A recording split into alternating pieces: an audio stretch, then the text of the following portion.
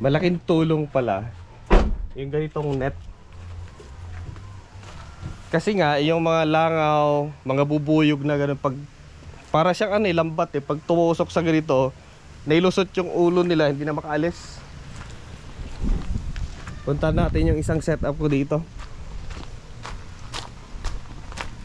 Hindi ko masyado kasing naharap na maghukay, kasi paminsan-minsan lang naman eh. So ayan siya mga lodi, diba?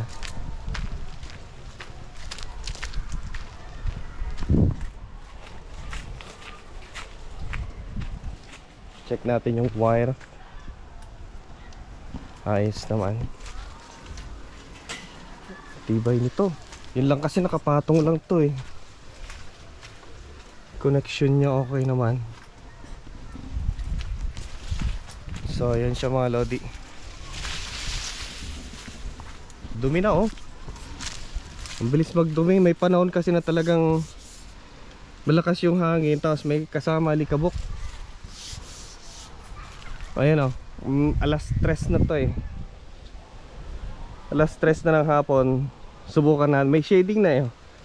May shading na ng niyog. So subukan natin kung kaya niyang panda rin. Kasi pansamantala, hanggat hindi ko pa nahuhukay yung fish pond ng buo, eh pinampapalambot ko siya kasi madalang ang ulan. So yan siya mga lodi. Okay, tanggalin natin dito kasi ginakaw ko yung ano niya, breaker. So ngayon on natin din eh. Iyon, so subukan natin siyang panda rin. Power on natin.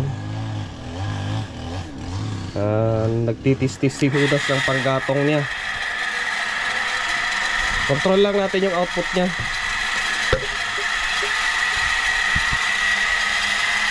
Ayan.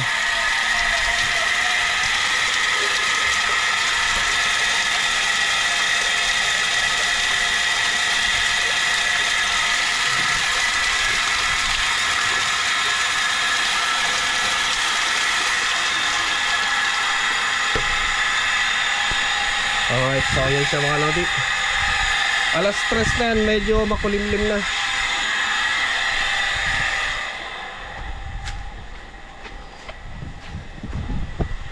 Medyo makulimlim na. Kino-control ko kasi yung andar niya, kasi nga maliit yung hose na ginamit ko. Maliit yung diameter niya. Kaya natuyo yung pinang tubig ko to dito nung nakaraan.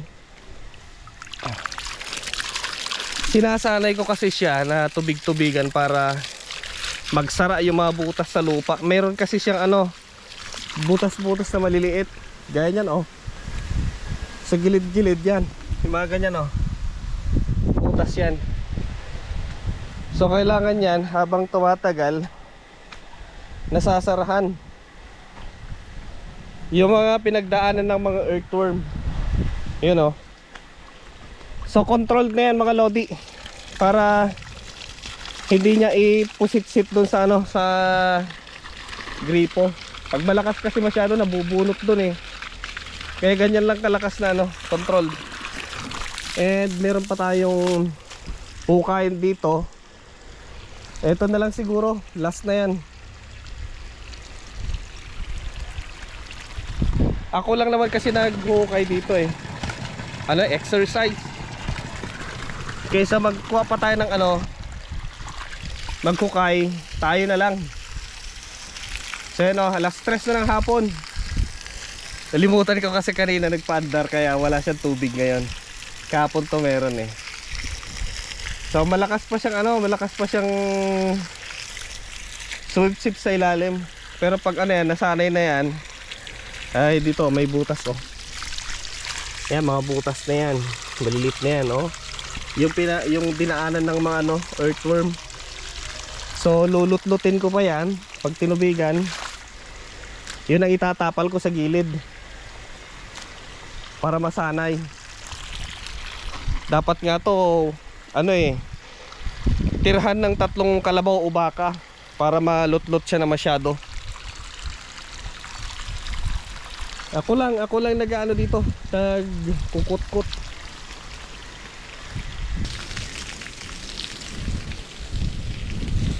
Gaya niyan, ang tigas niyan, tapos may mga bato pa yan. So ang ginagawa ko dyan, binabasak ko siya. Ganyan binabasak ko siya, binababad ko siya sa tubig. Ayan. Kumbaga ngayon, babasahin ko siya ngayon. Mamaya-maya, siguro mga alas 5, saka siya babanatan. Basta nag-penetrate na yung tubig. Matigas kasi yan eh. Pero pag basa na yan, madali na, malambot na yan. Ganyan lang.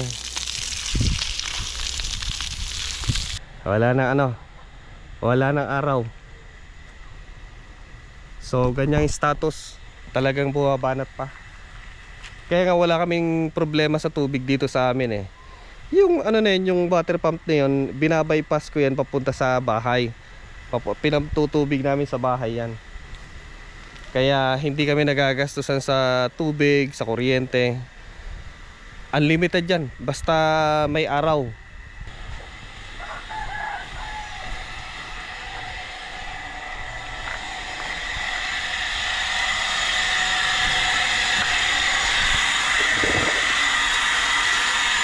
Ayan.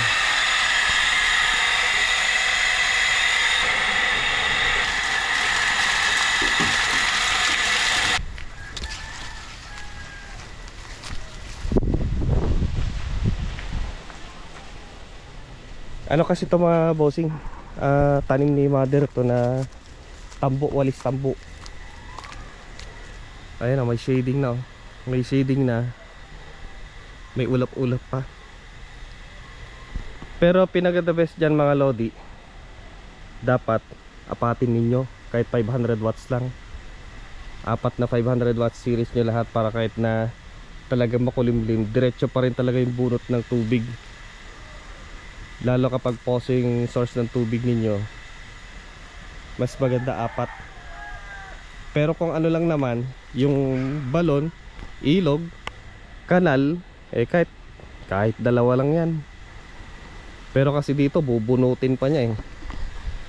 Bubunutin pa niya yung tubig sa poso.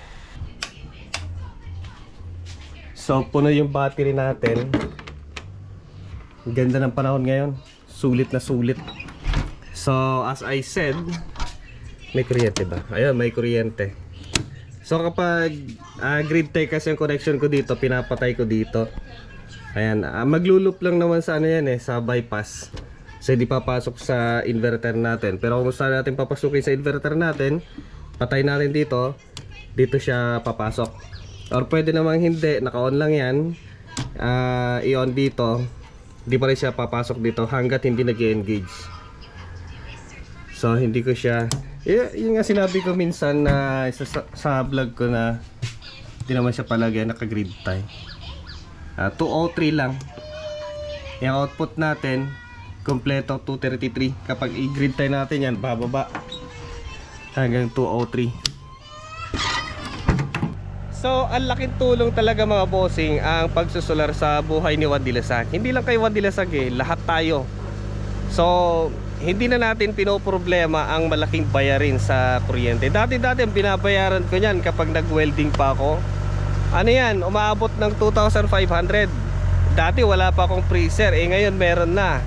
Naka water pump na tayo ngayon. Hindi gaya dati noon, ang ginagamit lang natin ay yung 12 volt. So ngayon ay kuryente na lahat. So kung babalik tayo sa ganon, na lahat nakadepende tayo kay grid, wala kay babayaran natin. Yung pera natin sa kanya nakalaan, di ba? Ngayon naka-solar na tayo, naka-solar na kayo. O di mas maganda, sustainable na pamumuhay na hindi kayo nakadepende kay grid, di ba?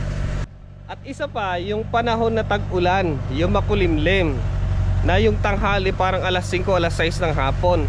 So yung ganong panahon kasi, Hindi naman palagi yung isang araw lang sa isang buwan, or sabihin na natin 2 buwan, 3 buwan, yung isang araw lang doon o 2 araw lang na magkakaroon ng ganun eh. So hindi na masyado mabigat noon, di ba? Hindi na magagastos ng 50 pesos sa pag-grid time mo doon, pag-assist ng grid, di ba? So kapag ganito, karamihan naman sa Pilipinas puro tag-araw yan, tag-init eh. Gaya ngayon, yung ganyan, malakas pa rin ang harvest niyan, malakas pa rin makapag-charge yan. Wala akong pinagsisisihan. The best talaga pagsasolar. Legit yan talaga na kaya niyang burahin ang problema mo sa bayarin sa kuryente. Kung ako sa inyo at nag-iisip na mag-solar, ngayon na, now na, habang hindi pa masyadong mataas ang lahat ng bilihin. Kagaya ngayon, hindi na alam ng gobyerno natin kung ano yung dapat nilang gawin, kung ano-ano na lang. So dapat ngayon nag-iisip na kayo.